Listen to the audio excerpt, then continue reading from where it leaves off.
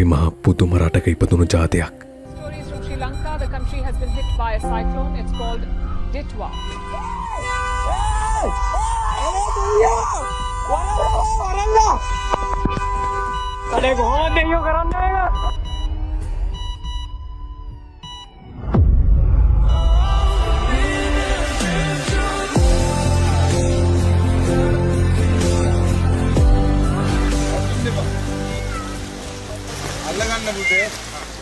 අපි සුනාමි දැක්කා.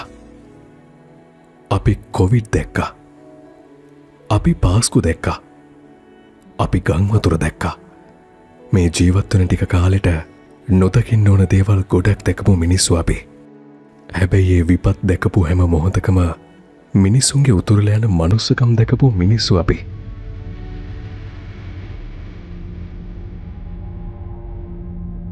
ඇත්තටම අපේ උන් හරි පුදුම ජාතියක්. තමන් සන්තකේ තියෙන ගාන කීයද? ඒක ගෙනත් දෙන මිනිස්සු අපි දැක්කා. ගෙදර කන්න තිබ්බ හාල් මිටි උස්සන් ඇවිත් ආධාර දීපු මිනිස්සු අපි දැක්කා. අඩෝ මේ හාල් හුණ්ඩුව මේක ඇතුලේ තියෙන්නේ. ඒ කියන්නේ ගෙදර මැනගෙන කන්න ගෙනාවු හාල් ටික තමයි මචං උස්සගෙන ගෙනල්ලා දීලා ගිහිල්ලා තින්නේ බා. දවසක් නොකා වේලක් නොකා තමන් කන කෑම වේල පරිත්‍යාග කරපු මිනිස්සු අපි දැක්කා. තීරණය කළේ තමන්ගේ ආහාර වේලක් ව්‍යසනටපත් ජනතාව වෙනුවෙන් පරිත්‍යාග කරන්න. හරි ආසාවෙන් දේවල් ගන්න අවුරුදු ගණන් එකතු කරපු සල්ලි කැට පිටින් උස්සන් ඇවිත් දීපු ලස්සන අනාගත පරම්පරාවක් අපි දැක්කා. ලොරි පිටින් ආධාර එකතු කරගෙන උදව් කරන්න දුවගෙන එන මිනිස්සු අපි දැක්කා. සෙව්හෙලේ නමටලේ කලනා සිංහයෝ සිව්කුමේ හිඳිනා රුදු සපුන්න සනබියනවනා පනපුදාලක්ම වුන් රකිනා කෑම නෑ කියලා පෝස්ට් එකක් වැටුණු සැනින් ආයි කෑම එවන්න එපා කියලා නිවුස් වල කියන්න වුණා. එක මැසේජ් එකයි එක මැසේජ් එකෙන් කට්ටියම කෑම පාර්සල් කීයක් තියෙනවද මෙතන? 400යි. තමන් ජීවිත කාලෙම දුක් මහන්සියෙන් හම්බ කරපු මුදලින් මිලදී ගත්තු ඉඩම් අසරණ වුණු අයට දෙන්න කැමති වුණු මිනිස්සු අපි දැක්කා. තමන් ආදරෙන් බලාගත්ත කෝටි ගාණක් වටින වාහන ජීවිත බේරගන්න අනතුර හෙළපු මිනිස්සු අපි දැක්කා. ලේ නැහැ කියලා එක පෝස්ට් එකක් වැටුණු ගමන් ලේ බැංකුවට ලේ ගලන්න ගත්තා.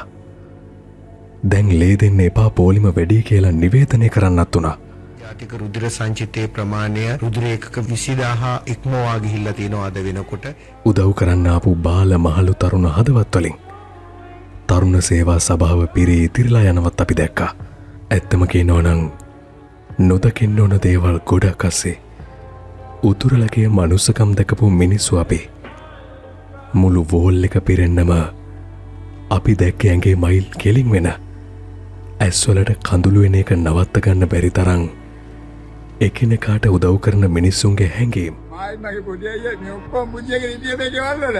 නැගිට එක මං අයියාව පාට අම්මව දාලා ජීවිත බේරුව විතර අපි ගෙරුවේ. අපි පුංචි රටක ජීවත් වෙන මහ ලොකු හදවත් තියෙන මිනිස්සු ජාතියක්. මිල මුදලින් භූමියෙන් පොඩි වුණාට මනුස්සකමින් පිරුණු ලෝකෙ ලොකුම රට අපි.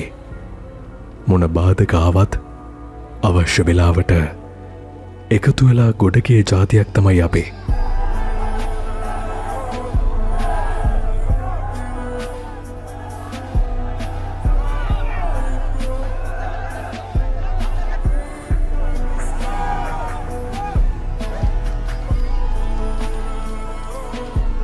මේ එකමුතුකම එක දිගටම රට ගොඩ යනකං අල්ලංගිමු.